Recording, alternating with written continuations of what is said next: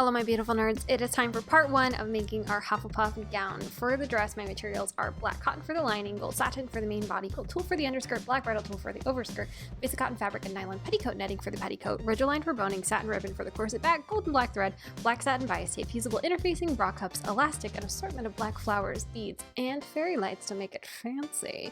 Shout out to my follower Sam G for buying the lights off of my wish list. Let's go!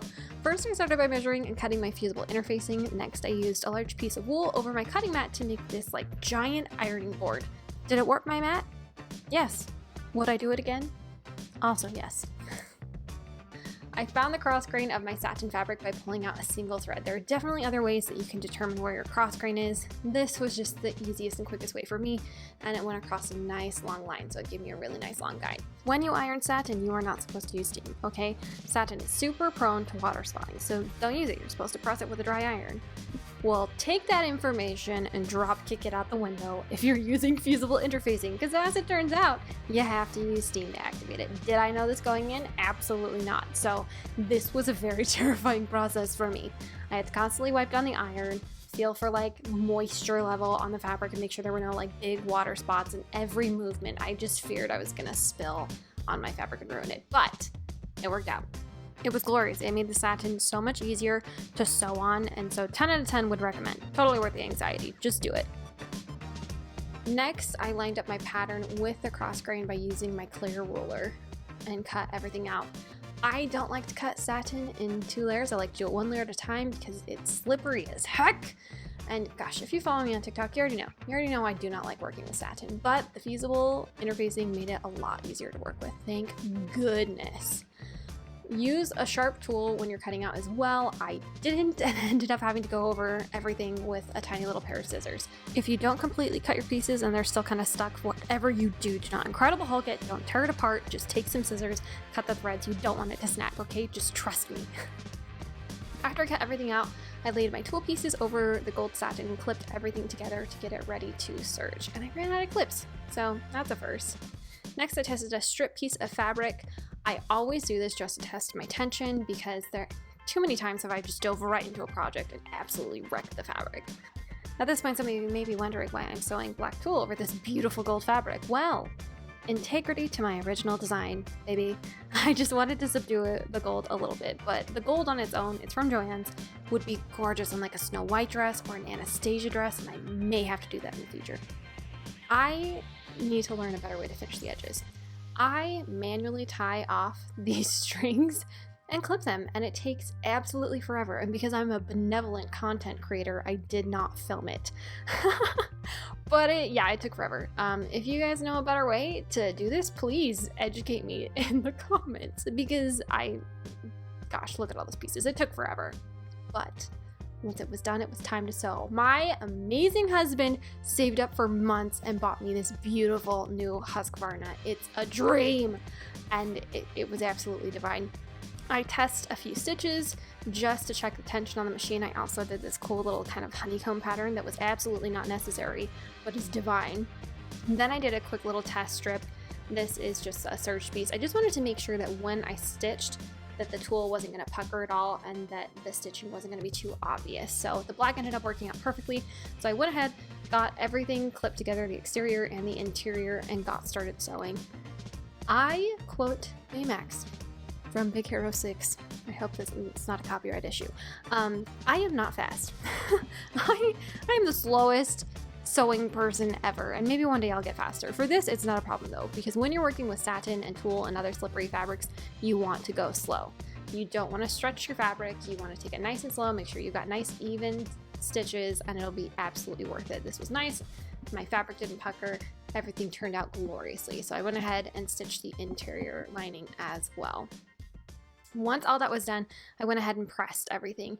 The interior lining I pressed with steam just because it's cotton, it's fine, it can take it. For the exterior, I did not use steam. You just press slowly, press hard, test your heat before you put your iron on your fabric. You don't want to melt through stuff, okay? Be patient. I feel like that's just going to be the common theme through this. Patience, grasshopper. Once everything was all pressed out though, I laid everything together and checked my seams and made sure that everything was matching up. Do not skip this step. Always make sure your seams line up at this point. It's going to be so much easier to alter things if you skip this step, stitch everything together and flip it all out inside out. You're going to realize that things don't match up. You're going to have to unpick everything. It's just going to be a nightmare. So anyways, I could not find a fabric to work, so I'm going to have to create all these embellishments by hand.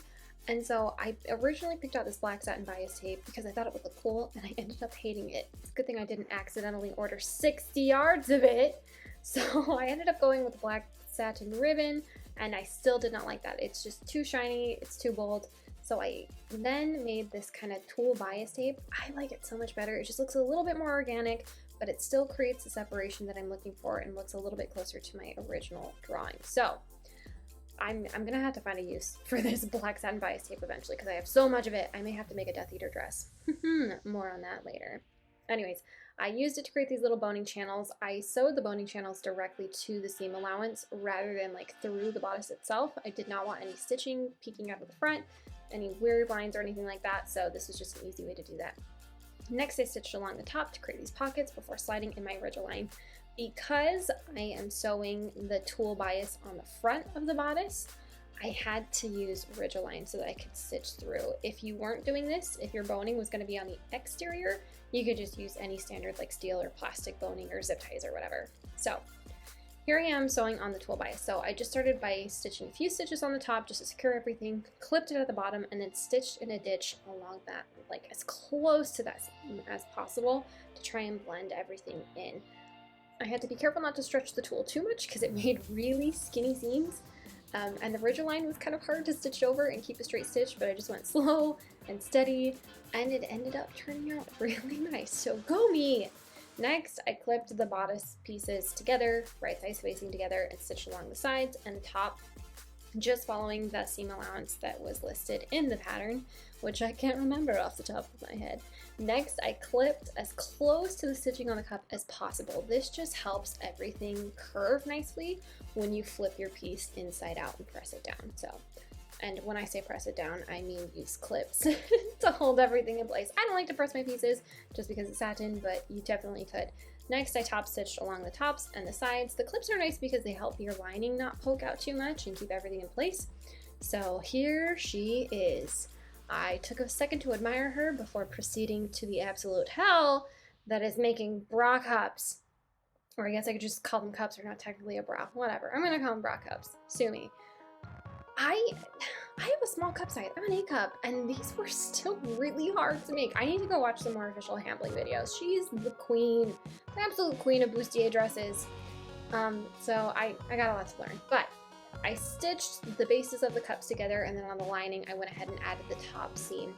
Next, I used my tailor's ham and this bra cup to go ahead and press everything out and really shape these, because for whatever reason, my curves always tend to be a little bit wrinkly. So I use seam, just press it out. This is a good example of why we press our seam. So this is one that hasn't been pressed yet, right? This is a pressed cup. Look how lovely the shape is, and everything's laying flat, and this is just gonna look so much nicer. So always press your seams. Next, I made these little Frankenstein cups out of neoprene that I had on hand, because the bra cups I bought turned out to be push-up bra cups, which do not work with a lining. Did I film the process? Yes. Am I going to include it in this video? No. Why? Because it made me cry. It alters the pattern. It was a nightmare.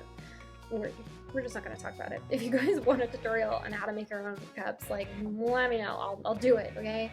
Anyways, I went ahead and finished up the exterior cups by sewing on the tulle, then stitching the top layer, then adding tulle embellishment to that top layer. Next, I sewed along the top of both the exterior and interior cup. On both of these, I did not add the neoprene just yet, and here's why. I wanted to top stitch it to the exterior and interior lining. I did this just so that the interior lining wouldn't end up poking out. It just made it a little bit more manageable. So yeah, just shoved that neoprene cup up against that top line as tight as I could, clipped it in, and stitched it all in. Next, I pulled the exterior away from the neoprene cup and stitched the lining to the cup. This is just so everything would lay flat, so that it wouldn't wrinkle, move around. It just keeps everything in place. You can see it a little bit better what I'm doing. Next, I folded the exterior back over, stitched along the base of the cup, and it's starting to look like something. I did not know that something so simple would make me so excited, but look at it! It looks nice and neat and pretty. I went ahead and finished the edges with some homemade bias tape I made out of some leftover satin as well as some black tulle. This isn't going to show through on the other side. I don't know why I did this for continuity, to make it look nice, I don't know, but it was nice because there was so much fabric, it acted almost like an underwires. So these cups are like super sturdy. Next, I stitched them onto the bodice. I did not use pins. Pins tend to snag satin, and the fabric was just way too thick for it anyways. So I just went slowly and just carefully stitched the cups on. Next, I stitched some tulle to underneath both of the cups, as well as along the top of the entire bodice. Not only does it look nice, but it also hides any imperfections along the top and hides any lining that's sticking out. Ooh. Ooh, look at it. We did it. This dress is still absolutely cursed. You cannot convince me otherwise. Too many bad things have happened trying to make it, but y'all, I am so excited to keep making this. If you guys have any feedback or comments, like, let me know, but we're doing it. Want to help me bring my creations to life? Want to vote to see your favorite creation be brought to life? Go follow me on TikTok. And if you haven't already, subscribe to this channel. Love you, beautiful nerds.